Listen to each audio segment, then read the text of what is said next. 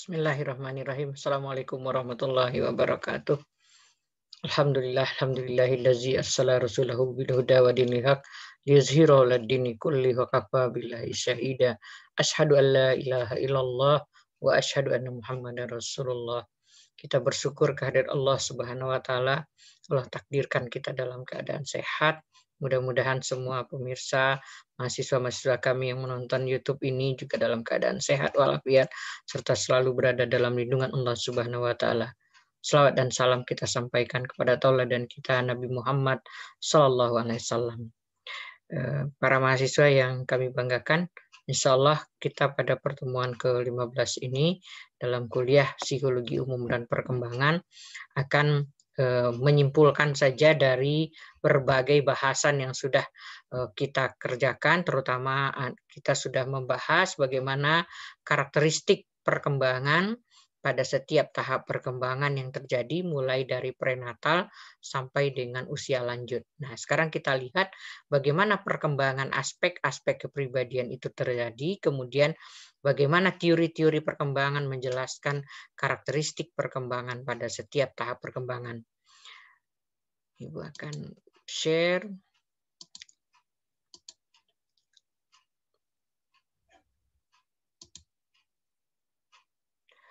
Yang pertama, kita lihat bagaimana perkembangan aspek-aspek kepribadian itu terjadi. Ya. Sebenarnya antara aspek yang satu dengan aspek yang lain tidak bisa kita lepaskan. Jadi ketika orang tumbuh fisiknya, nanti mempengaruhi perkembangan fisiknya. Juga akan mempengaruhi perkembangan intelektualnya, mempengaruhi perkembangan bahasanya, perkembangan sosialnya, dan perkembangan moral agama, termasuk juga perkembangan terkait dengan kreativitas, seni, moral, agama, dan seterusnya. Jadi kepribadian itu berkembang sebagai satu kesatuan, terintegrasi satu dengan yang lainnya. Hanya saja nanti kadang-kadang ada masalah pada salah satu aspek kepribadian, aspek yang satu berkembang dengan baik, aspek yang lain belum tentu berkembang dengan baik. Nah, maka kita lihat bagaimana prosesnya. Yang pertama, bagaimana perkembangan aspek sosial terjadi. Nah, ini sebetulnya dimulai tentu sejak manusia sudah berhubungan dengan orang lain. Nah, tapi kemudian yang mulai betul-betul dia mengenal orang lain, bersama orang lain, yang tidak lagi hanya dengan ibunya, tidak lagi dengan keluarganya, itu berawal pada masa kanak-kanak. 3-5 tahun. Jadi anak 3-5 tahun itu butuh bersama orang lain. Makanya kalau ada, kenapa perlu ada playgroup gitu ya, kelompok bermain, karena anak-anak ini sedang ingin bersama anak lain. Sudah tidak ingin lagi hanya dengan bersama orang tuanya dalam rumah. Jadi maka kalau misalnya anak pada umur 3 tahun, tidak boleh keluar rumah, hanya dengan ibunya saja. Nah, ini sama dengan menghambat perkembangan sosial anak. Kemudian 3-5 itu anak sangat senang bermain. Nah, bermain sendirian ketika bersama yang lain atau bermain bersama-sama atau dengan misalnya pada awalnya aturannya hanya untuk dia saja tapi dia tetap ingin bersama orang lain. Kemudian nanti agak pesat itu pada masa sekolah 11-12 tahun. Jadi di akhir-akhir usia SD itu anak-anak itu senang sekali bersama dengan teman sebayanya. Bahkan bersama temannya itu lebih penting daripada bersama dengan orang tuanya. Nah, kemudian dia senang sekali berkelompok, senang bermain bersama. Nah, nanti akan sangat pesat adalah pada masa remaja. Nah, tapi nanti bagaimana anak perkembangan sosial pada masa sebelumnya? Nah, kalau misalnya sebelum keluar rumah 3-5 tahun, nanti kalau kita baca teori Erikson, malah trust itu ketika masih bayi. Jadi percaya pada orang lain itu mulai tumbuh pada masa menyusui. Nah, tapi nanti bagaimana itu berkembang puncak-puncaknya, inilah momen-momen utama dalam perkembangan sosial. Kemudian perkembangan intelektual. Bagaimana terjadi perkembangan intelektual? Awalnya itu adalah perkembangan pada kemampuan mengamati. Jadi memfungsikan indera. Kita tahu mengamati itu dengan indera pendengaran, indera penglihatan, perabaan, rasa, kemudian berkembang menjadi kemampuan untuk melihat hubungan. Nah, karena melihat pasti melihat ada yang sama, ada yang berbeda. Apa hubungannya? Misalnya kan ketika dia lapar lalu dia menangis, kemudian muncul ibunya memberikan makanan. Nah, kemudian dia melihat hubungan antara eh, dia dengan ada benda-benda yang ada di sekitarnya. Nah, nanti juga akan membanding-bandingkan antara yang satu dengan yang lain. Nah, nanti inilah modal untuk mampu memecahkan masalah. Jadi ketika anak 3 tahun, dia mulai dihadapkan kepada masalah. Nah, ini kemampuan sebelumnya dalam melakukan pengamatan terhadap lingkungan, membanding-bandingkan apa yang ada di lingkungan, kemudian merasa bahwa ada keterkaitan antara yang satu dengan yang lain. Kadang-kadang kan anak mau pegang mainan, ada rodanya, ada yang bisa didorong, maka dia mulai melihat mana yang bisa dipegang, mana yang bisa didorong, mana yang bisa misalnya di membawa sesuatu, diberi beban dan seterusnya. Nah, itu dia belajar secara bertahap. Kemudian nanti dia akan menggunakan untuk memecahkan masalah. Awalnya masalah sederhana, tapi makin lama dengan banyaknya kosakata, pengetahuan, pengalaman akan berkembang menjadi kemampuan memahami, kemudian kemampuan memecahkan masalah yang pelik. Nah, itulah maka pada tahap-tahap perkembangan berpikir itu orang baru mampu berpikir abstrak itu kalau sudah pada masa remaja, kata Piaget ya. Kemudian amat penting pada masa balita. Nah, perkembangan ini kita kalau lihat ini 1000 hari pertama itu sangat penting. Mulai dari dalam ketika ibu hamil itu perhatian terhadap perkembangan intelektual ini karena kaitannya nanti dengan fungsi-fungsi saraf. Nah, nanti akan sangat pesat itu ya 2 tahun pertama. Jadi maka masa balita, kemudian 2 tahun pertama paling ini, kemudian pada masa balita bahkan ahli mengatakan sampai 90%. Ahli yang lain mengatakan 80% ya. Nah, kemudian nanti mulai pesat bagaimana pemfungsian intelektual itu awal SD. Jadi kalau semakin banyak stimulasi pada usia dini, semakin bagus kecerdasannya, kecerdasan dalam berbagai hal. Ya, kecerdasan dalam berbagai hal karena terstimulasi sehingga dia bagus bahasanya. Nah, nanti akan mempengaruhi juga perkembangan di awal dia masuk SD 6 sampai 7 tahun. Kemudian nanti konstan perkembangan intelektual itu selama proses belajar. Nanti mencapai puncaknya juga pada masa remaja. Tadi perkembangan sosial juga masa puncaknya pada masa remaja.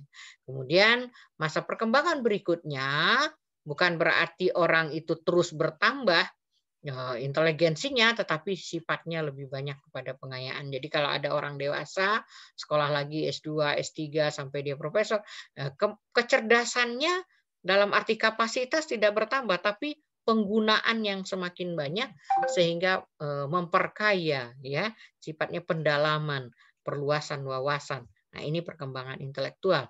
Jadi masa remaja, masa puncaknya. Jadi sayang sekali kalau seandainya ada remaja yang sebetulnya pada masa-masa sebelumnya dia bagus perkembangan intelektualnya, tiba-tiba karena malas, karena apa, nah dia tidak mengoptimalkan perkembangan intelektualnya. Kemudian perkembangan aspek afektif ya, ini berjalan konstan. Kecuali pada masa remaja, ada gejolak-gejolak pada masa remaja. Maka kadang ada remaja yang suka menarik diri, ada remaja yang suka overacting, ada remaja yang memang merasa bahwa dirinya nggak berguna dan sebagainya. Kemudian dia ada perasaan tidak percaya diri. Nah, ini ada puncak-puncak pada masa ini. Nah, ditambah lagi dengan jatuh cinta, kemudian bagaimana berhubungan dengan teman sebaya, teman lawan jenis, kemudian bagaimana menempatkan diri, bagaimana. Nah, ini puncak-puncaknya adalah pada masa remaja. Kemudian nanti di masa remaja akhir. Nah, pada masa remaja akhir secara afektif, emosi, sikap diharapkan sebetulnya orang sudah memiliki pendirian. Orang sudah memiliki sikap yang relatif mapan. Jadi nggak gampang marah, nggak gampang tersinggung karena dia sudah bisa menilai gitu ya. Kemudian dalam perkembangan aspek bahasa itu awalnya peniruan bunyi. Kemudian dengan maraban mengeluarkan suara-suara bunyi-bunyi tertentu, kemudian bababa, bibu gitu ya. Kemudian perkembangan selanjutnya terkait dengan perkembangan intelektual dan sosial. Kemudian berkembang pesat nanti pada masa masuk SD karena sudah ada pelajaran bahasa, mengenal kosakata, membuat kalimat dengan berbagai macam. Nah, itu pesat sekali perkembangan bahasa anak SD. Nah, mencapai kecempurnaannya pada akhir masa remaja. Lagi-lagi remaja itu adalah puncak perkembangan. Kemudian permasalahan perkembangan itu bisa muncul dari aspek fisik, keutuhannya, atau fungsinya. Jadi bisa jadi ada, tetapi fungsinya terganggu. Kemudian dari aspek psikis, kemampuan psikologis yang dimiliki, ketidakmampuan mengekspresikan ya dorongan atau emosinya dengan cara yang tepat, gangguan konsentrasi, kemudian inteligensi sangat tinggi atau rendah, berbohong, masalah emosi, takut, cemas ya. Masalah psikis itu banyak sekali, mengamuk gitu ya. Nah, masalah fisik juga banyak, kadang yang terkait dengan fungsi, misalnya tidak mampu mengendalikan gerakan-gerakan tubuh. Nah, itu masalah-masalah ya. Masalah pencernaan, masalah hiperaktif, gangguan kesehatan, masalah obesitas, cacat tubuh, dan seterusnya. Kemudian masalah sosial yang terkait dengan perkembangan sosial. Biasanya kemampuan berinteraksi dengan sebaya, dengan orang dewasa atau orang-orang di lingkungannya. Kemudian adanya tingkah laku agresif, kurang menyesuaikan diri, pemalu, anak manja, negativisme, perilaku berkuasa, perilaku merusak. Nah, ini perilaku-perilaku yang perkembangannya terganggu ya. Kemudian kesulitan belajar, ketidakmampuan mencapai taraf hasil belajar yang sudah ditentukan dalam waktu yang ditetapkan. Jadi bisa termasuk lower level gitu ya, atau underachiever. Underachiever itu orang sebetulnya inteligensinya bagus, tapi prestasinya jauh di bawah. Atau memang termasuk slow learner, orang yang lambat dalam belajarnya, kapasitasnya memang kurang ya. Nah, apa penyebab dari permasalahan perkembangan itu? Yang pertama memang karena faktor bawaan. Jadi kalau cacat bawaan, mental terkebelakang bawaan. Nah, itu misalnya itu tidak bisa di sekedar memperbaiki lingkungan. Ada yang masih bisa diterapi agar perkembangannya tidak sampai mengalami masalah yang lebih parah. Jadi kalau misalnya, oh anak ini sebetulnya termasuk anak yang Down syndrome misalnya kan, nah kemudian diberikan terapi, itu dia lebih baik perkembangannya dibanding yang dibiarkan begitu saja. Nah bisa lingkungan sekolah, lingkungan keluarga, itu terutama berkaitan dengan pengasuhan, kemudian perhatian akan kebutuhan fisik dan kebutuhan psikologis anak. Lingkungan masyarakat juga bisa menjadi sebab munculnya masalah pada perkembangan. Jadi misalnya kultur, makan makanan yang tidak sehat gitu kan. Kemudian atau kultur, anak sudah mestinya makan nasi tapi masih diberikan hanya bubur gitu kan. Nah, ini atau sebaliknya anak belum saatnya diberikan makanan tapi sudah diberikan. Termasuk juga kultur ketika sudah menjadi remaja gitu ya. Remaja yang misalnya ketika jatuh cinta, hidup bersama. Nah, ini melanggar norma tapi kemudian dia merasa enjoy dengan itu padahal dia bermasalah dengan lingkungannya. Nah, dia bermasalah kalau kita dalam Islam pasti bermasalah karena itu perbuatan yang tidak diridhoi oleh Allah. Kemudian hukum perkembangan ya. Ada hukum konvergensi bahwa perkembangan itu dipengaruhi oleh faktor hereditas dan faktor lingkungan. Ada hukum pertahanan diri dan pengembangan diri. Mengapa orang berkembang? Karena otomatis dia ingin mempertahankan dirinya, dia ingin menyelamatkan dirinya. Nah, misalnya karena orang ingin nyaman, tentu dia berpikir bagaimana caranya membuat rumah. Rumah yang lemah dengan rumah yang kuat. Nah, maka ujungnya dia akan mengembangkan dirinya. Kemudian ada hukum masa PK. Masa PK, jika belum masa PK belajar, sulit diserap apa yang dipelajari itu. Memang belum siap untuk mempelajarinya. Nah, yang paling gampang kita lihat secara fisik. Anak belum siap jalan, tapi kemudian sama ibunya diajak terus supaya dia melangkah, padahal belum saatnya. Kemudian hukum keperluan belajar. Hampir semua proses perkembangan itu perlu belajar. Jadi tidak bisa otomatis dia terjadi perkembangan itu. Karena begitu matang biasanya memerlukan proses belajar. Nah, ketika belajar maka perkembangan terjadi. Hukum kesatuan anggota badan, bahwa perkembangan satu bagian tubuh atau panca indera akan terkait dengan perkembangan aspek lain. Ini yang Ibu sampaikan di pertama tadi, perkembangan fisik bisa terkait dengan perkembangan intelektual, bisa terkait dengan perkembangan sosial, bisa terkait dengan perkembangan emosi. Karena pada dasarnya dia akan saling terkait antara satu dengan yang lain. Kemudian hukum tempo perkembangan. Setiap orang itu memiliki kecepatan perkembangannya sendiri. Jadi ada yang cepat, ada yang memang pelan, ada yang memang standar biasa-biasa. Nah, itu tempo perkembangan. Ada irama perkembangan. Nah, itu kalau irama perkembangan itu ada saatnya itu perkembangan itu cepat. Jadi seperti bayi itu pertumbuhannya sangat cepat, pertambahan berat badannya di awal. Tapi begitu dia umur 3 tahun, pertambahan berat badannya tidak sebesar waktu bayi.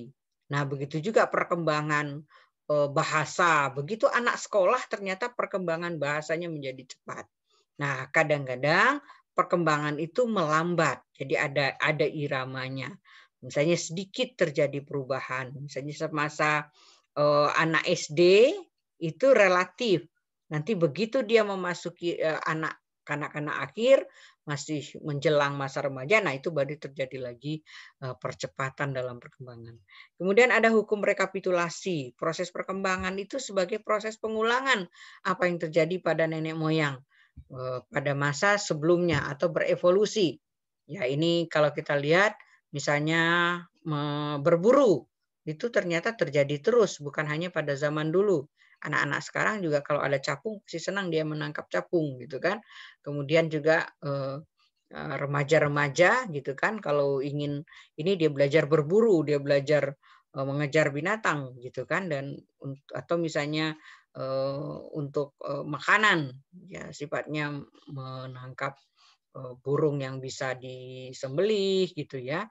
Kemudian atau misalnya binatang-binatang yang memang layak untuk dipelihara, diburu gitu ya supaya bisa dipelihara. Nah, itu terjadi terus sampai sekarang.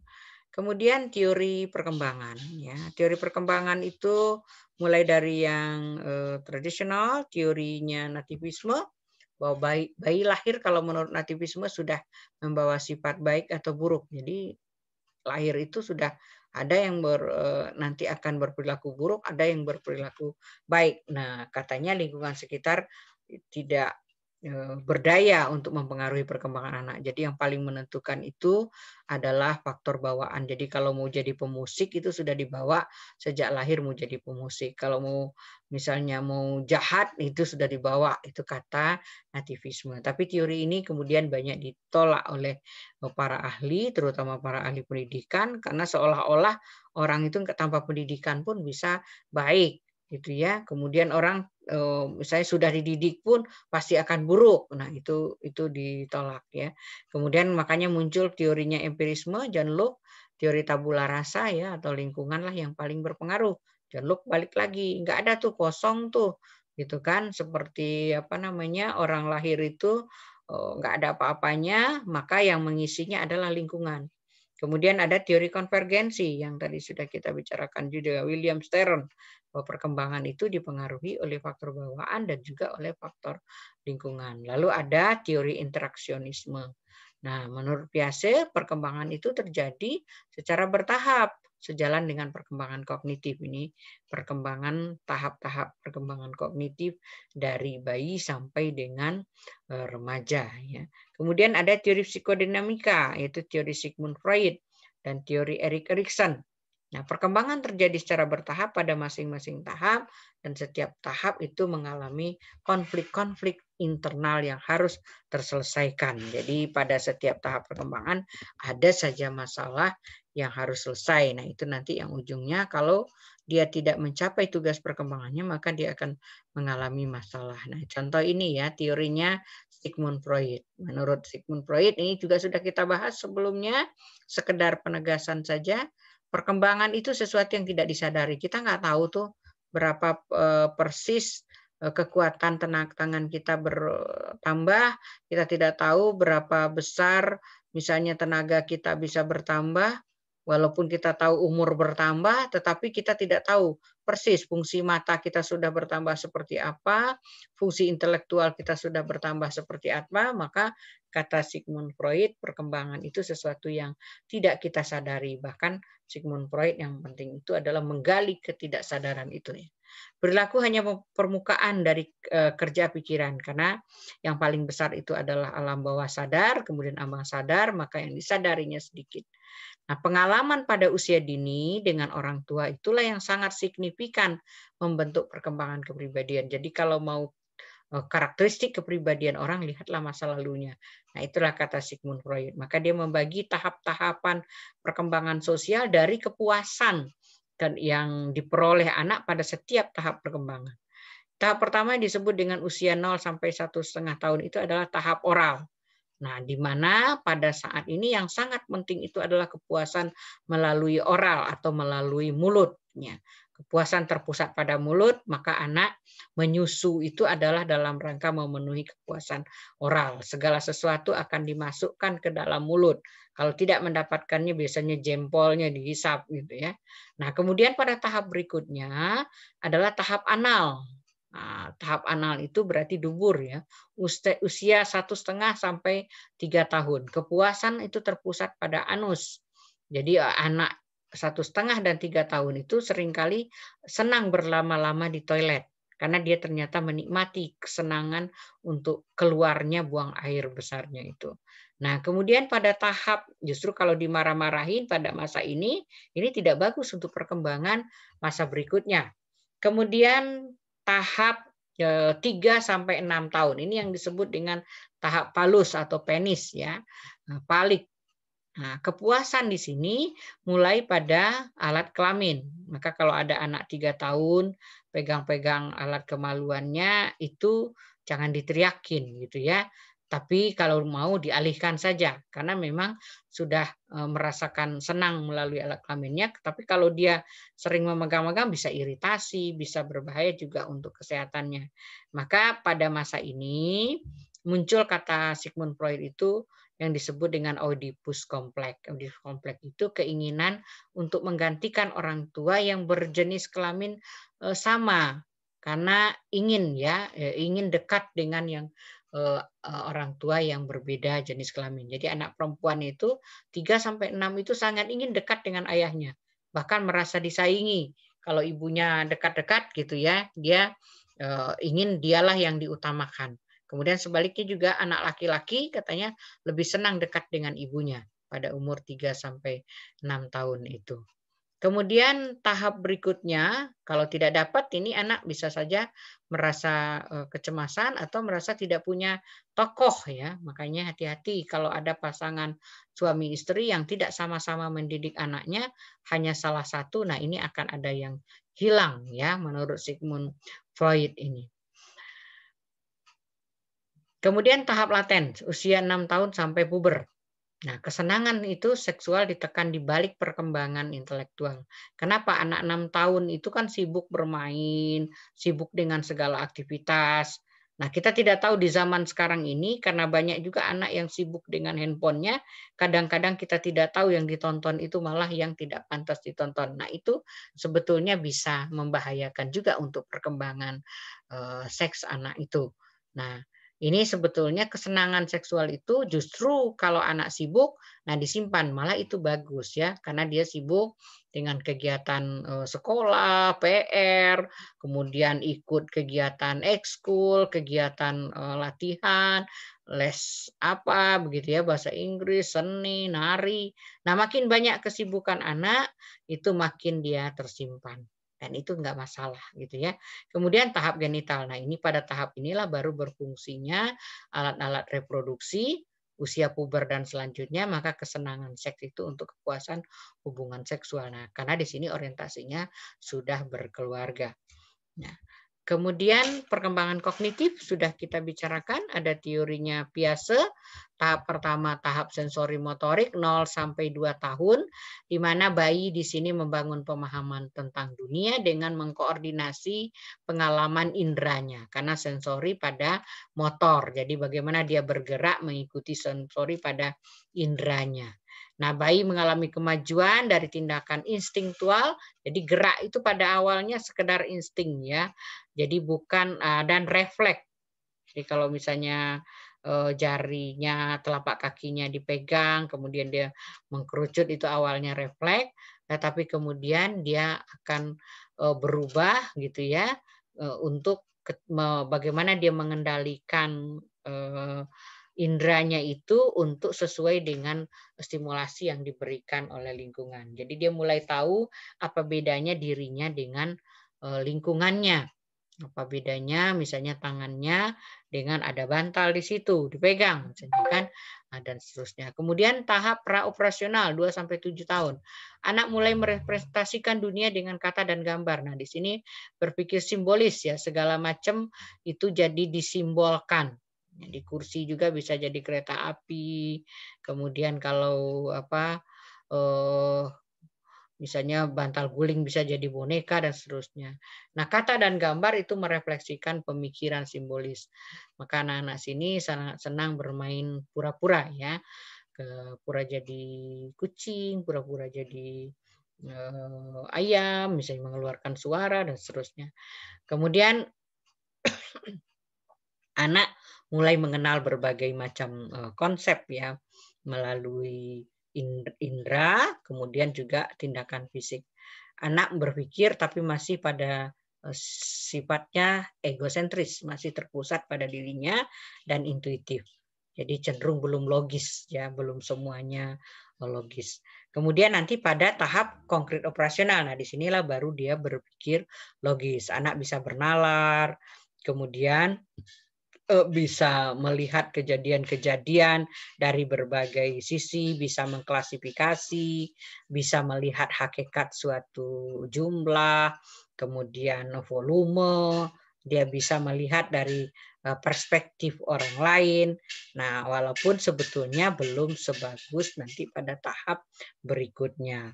Jadi makanya pada masa SD itu banyak sekali pelajaran untuk mengklasifikasi ya, mengelompok-ngelompokkan. Nah, maka dalam pelajaran agama juga sangat baik untuk memperkenalkan berbagai klasifikasi. Misalnya perbuatan yang termasuk haram, perbuatan yang termasuk makruh, perbuatan yang termasuk sunnah, kemudian rukun dalam sholat, rukun dalam wudhu, rukun berpuasa.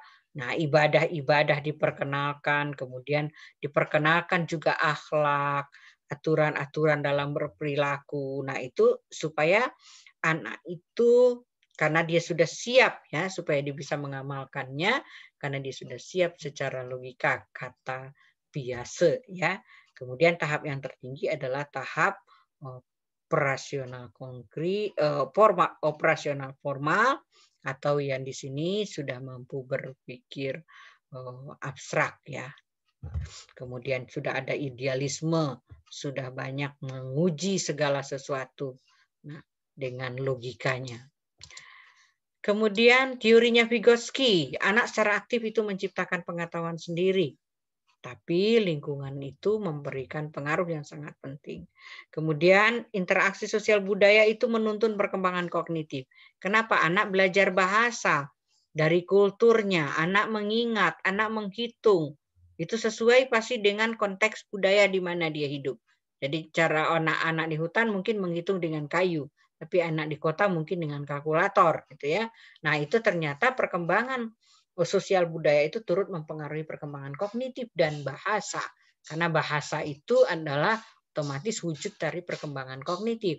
Kemudian pengetahuan itu diperoleh dengan dikondisikan dan hasil kolaboratif antara interaksi dengan sebaya, dengan orang dewasa yang lebih terampil, maka dia terjadilah perkembangan kognitif. Banyak bertanya, banyak misalnya berada bersama orang lain, berdiskusi, itu akan menambah perkembangan. Kemudian terkait perkembangan moral, ya ini tokoh yang terkenal itu adalah Colbert. Tahap moral dia sebut dengan tahap prakonvensional, tapi sebelumnya apakah tidak ada perkembangan moral? Memang anak belum ada kewajiban untuk mengikuti aturan. Karena yang dimaksud dengan perkembangan moral itu adalah perkembangan bagaimana orang berperilaku sesuai dengan tata nilai yang berlaku di lingkungannya. Maka di sini nilai-nilai kultur, nilai budaya, nilai berbangsa. Jadi aturan-aturan di lingkungan yang diukur. Nah, perilaku baik itu kalau orang mau berperilaku baik pada 4-10 kata Kolber, itu karena ingin dapatkan kebutuhannya sendiri, gitu kan, tanpa mempertimbangkan kebutuhan orang lain. Jadi kalau misalnya pada saat ini nanti kalau saya nggak sholat sama ibu, saya dicemberutin gitu kan, atau misalnya dimarahin, atau sebaliknya kalau saya sholat saya pasti disayang oleh ibu. Jadi dia lebih karena takut dihukum atau misalnya ingin mendapatkan sesuatu yang dia butuhkan. Nah, daripada nanti nggak bisa nonton film, ya sudah lebih baik sekarang sholat dulu misalnya. Kemudian tahap moral konvensional 10 sampai 13 tahun. Nah, ini bukan lagi sekedar takut dengan orang tua, tapi ingin memperoleh citra anak baik. Jadi melakukan perilaku, mengikuti aturan, mau bersih-bersih, mau patuh, mau mengerjakan mandi pada waktunya, mau mengerjakan PR. Nah, itu kenapa? Bukan karena kesadaran, tetapi kata Kolber ini masih karena ingin memperoleh citra anak baik. Karena beda anak baik dengan anak buruk. Lingkungan lebih sayang kepada anak yang baik, gitu kan. Kemudian perbuatan baik dan buruk itu dinilai dari tujuannya, mulai ada kesadaran akan perlunya aturan. Jadi dia mulai sedikit demi sedikit menyadari kenapa orang harus wudhu, kenapa orang harus sholat, kenapa makan harus cuci tangan, kenapa misalnya kalau pergi bajunya harus bersih, kenapa harus mandi dan seterusnya. Itu mulai ada kesadaran karena tahu kebutuhan dia sendiri. Kemudian dia memperhatikan setelah citra anak baik adalah memperhatikan hukuman dan peraturan itu sudah merasa bahwa kita harus mengikuti. Jadi sudah mulai ada di pikiran anak usia 10 sampai 13 itu kenapa harus begitu? Ya memang harus begitu. Misalnya kalau di jalan nggak boleh di tengah jalan, harus ke pinggir. Kenapa harus begitu? Nah, itu mulai dipahami, ini membahayakan. Kemudian kalau ada orang yang minta-minta itu harus dibantu. Kenapa? Nah, dia tidak punya. Nah, itu sudah mulai mengikuti aturan yang berlaku. Dalam rumah juga termasuk. Kenapa harus simpan sepatu di tempatnya? Kenapa harus ini? Kenapa harus itu? Nah, anak sudah mulai menyadari perlunya adanya aturan, gitu ya. Maka sangat penting kita mengajarkan aturan pada masa itu. Kemudian moral pasca konvensional 13 tahun ke atas. Nah, ini tahap memperhatikan hak perseorangan. Jadi di sini sudah mulai ada kesadaran kata Kolber, silakanlah setiap orang punya hak. Setiap orang mau mengikuti aturan, patokan sosial, kemudian perubahan hukum itu bisa diterima. Kalau ada perubahan aturan, kalau anak kecil di bawah misalnya 5 tahun itu sangat sulit untuk menerima. Kalau ada tiba-tiba perubahan aturan dari misalnya ya kalau nyimpan piring itu di mana? Di rak piring. Nah, kalau anak sudah dibiasakan disimpan di tempat lain dia akan protes. Tapi pada masa ini justru 13 tahun ke atas ini sudah merasa bahwa setiap orang itu perlu menyadari pentingnya hukum untuk dia masing-masing dan pelanggaran hukum atau aturan kadang-kadang bisa ditoleransi, bisa dia terima. Kadang-kadang kalau pada awalnya anak mungkin nggak bisa terima, tapi 13 tahun ke atas dia sudah tahu kapan orang harus patuh pada aturannya, kemudian apa untungnya. Tapi kalau misalnya orang ada pelanggaran, ada yang bisa ditoleransi, ada yang tidak bisa ditoleransi. Nah, itu sudah tumbuh. Kemudian tahap keenam itu sudah memperhatikan prinsip-prinsip etika. Jadi hukum-hukum yang utama, aturan-aturan utama sudah dikuasai. Kemudian pada tahap keenam, ini dari 13 tahun ya pada awalnya, sampai selanjutnya tentu pada usia-usia berikutnya. Keputusan mengenai perilaku sosial itu didasarkan pada prinsip-prinsip moral pribadi. Jadi kalau mau bantu orang tuh sudah ada kesadaran. Kemudian hukum universal. Jadi mana yang berlaku di berbagai negara ya, termasuk kalau misalnya ngambil punya orang itu nggak boleh. Nah, itu hukum yang sudah berlaku untuk semua orang.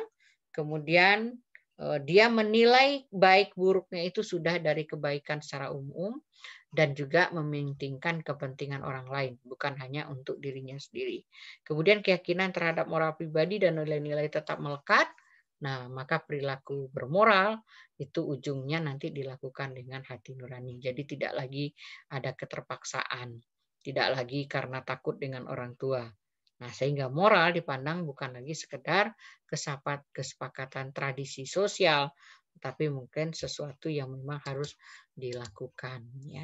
Kemudian teori Erikson ini cukup banyak ya. Dia bicara trust and mistrust, oral sensorik, ini erat kaitannya dengan pemenuhan kebutuhan air susu ya. Kemudian sensor pada mulut, kemudian kalau itu terjadi akan muncul trust, kalau tidak akan muncul mistrust, percaya dan tidak percaya.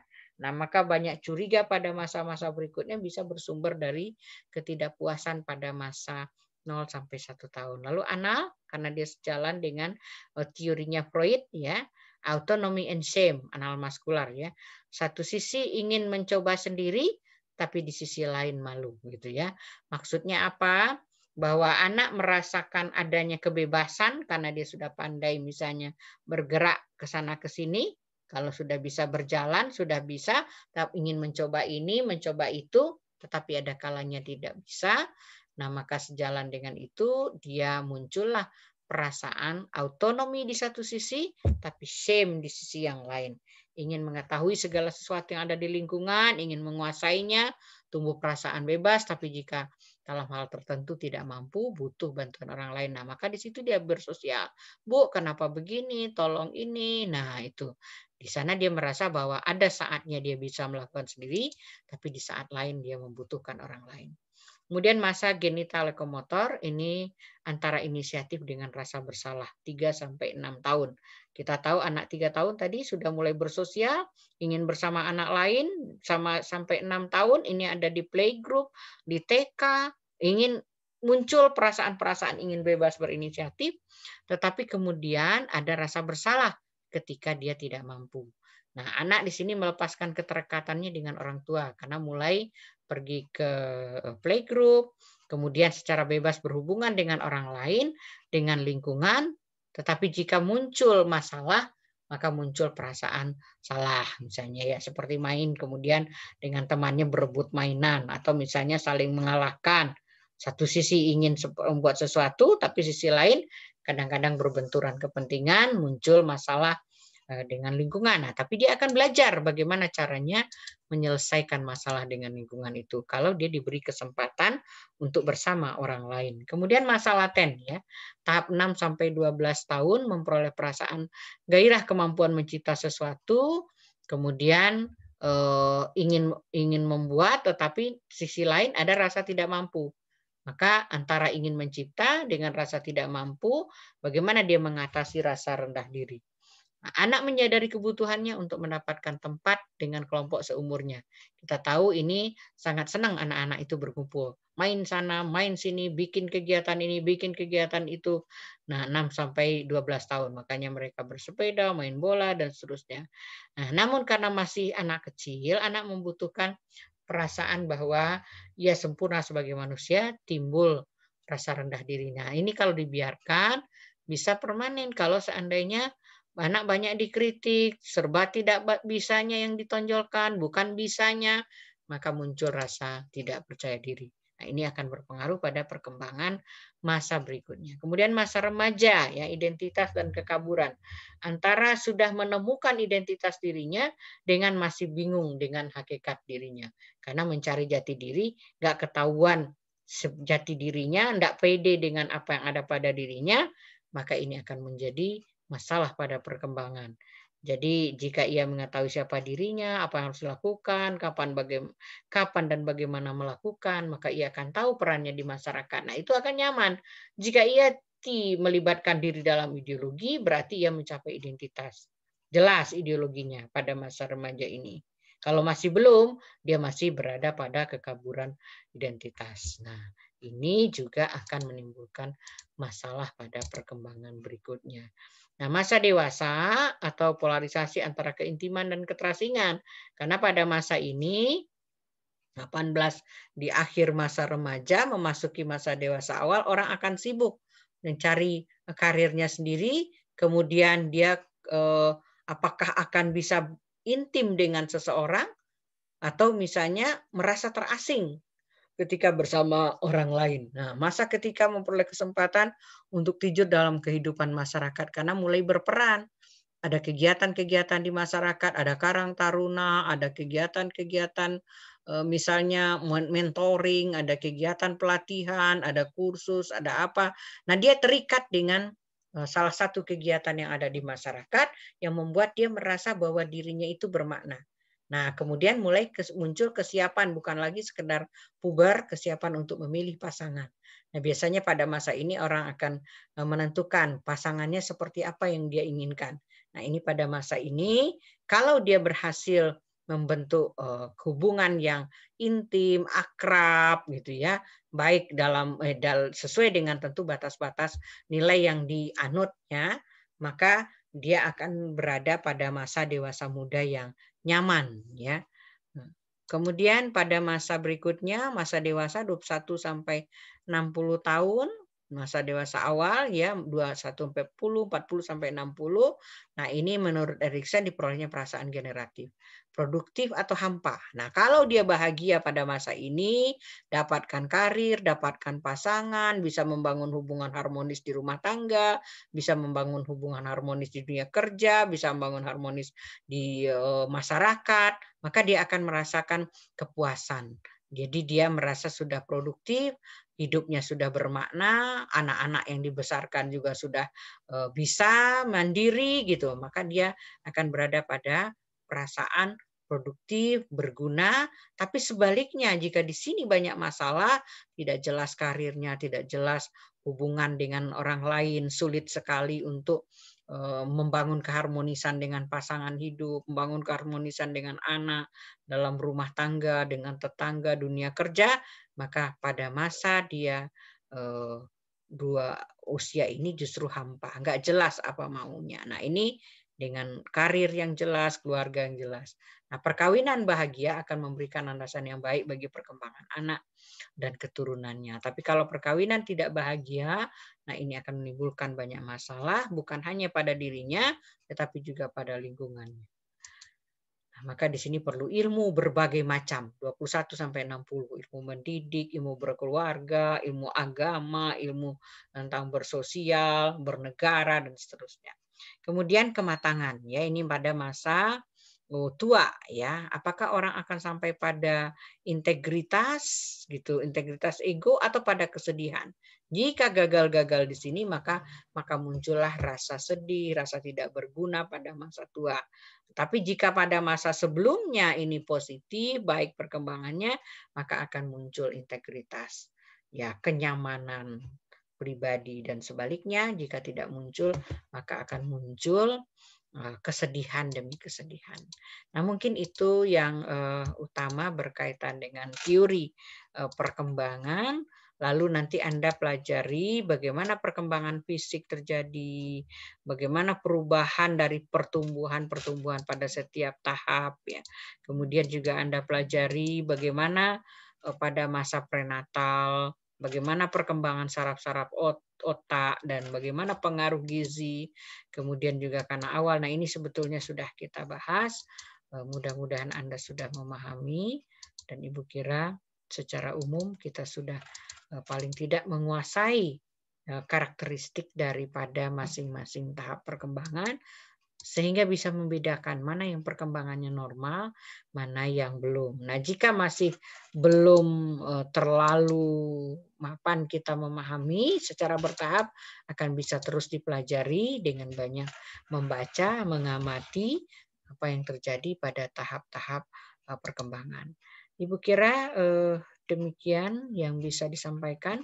Mudah-mudahan Anda sudah semakin paham dengan perkembangan, termasuk dalam perkembangan dalam perspektif Islam. Nah, ini semua kalau dasarnya teori, pasti dasarnya adalah kajian empirik dan dari mengumpulkan data kemudian menyimpulkan. Kita akhiri pertemuan kita dengan membaca hamdalah. Alhamdulillahirrahmanirrahim. Assalamualaikum warahmatullahi wabarakatuh.